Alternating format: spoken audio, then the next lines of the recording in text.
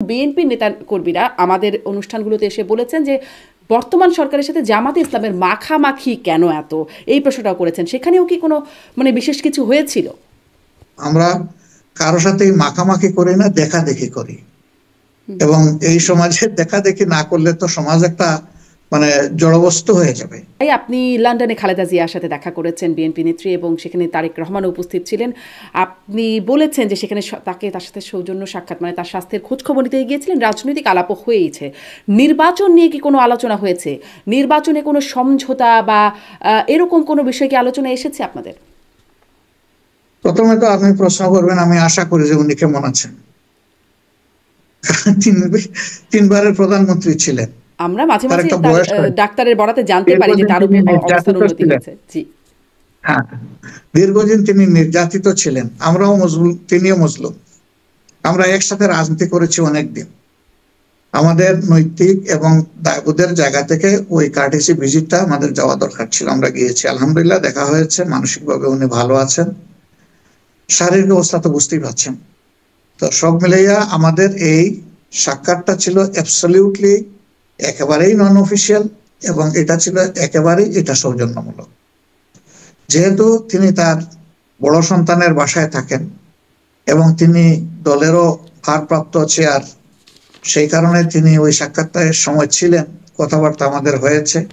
সুনির্দিষ্ট কোনো রাজনৈতিক এজেন্ডা নিয়ে আমরা কথা বলিনি। দেশের ওভারঅল সিচুয়েশন নিয়েই আমরা কথাবার্তা বলেছি। জি, ওভারঅল সিচুয়েশন নিয়ে কথা বলেছেন। কিন্তু একটা বিষয় আলোচনায়, যে যখন আলোচনা হচ্ছে তখন তার পরপর বা আলোচনার আগে পরে খুব আপনাদের কারো কাছ থেকেই, বিএনপির কাছ থেকেও বা জামাতের পক্ষ থেকেও খুব স্পষ্ট হয় নাই। একজন সাবেক বেগম জিয়ার একজন সাবেক কর্মকর্তার ফেসবুক থেকে আমরা জানতে পেরেছি যে বৈঠক হচ্ছে।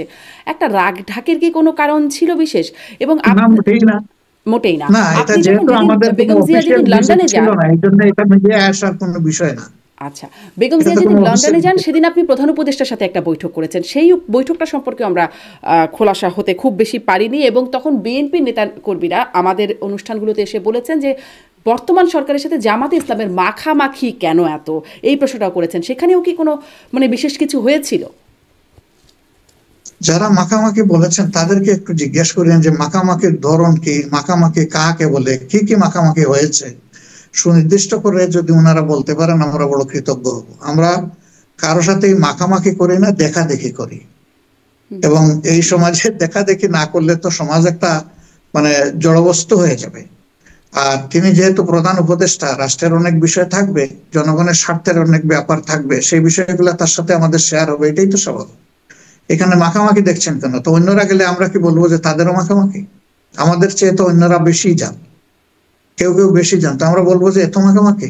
আমরা তো এই ধরনের অরুচিকর ভাষায় কখনো কথা বলি না। জি।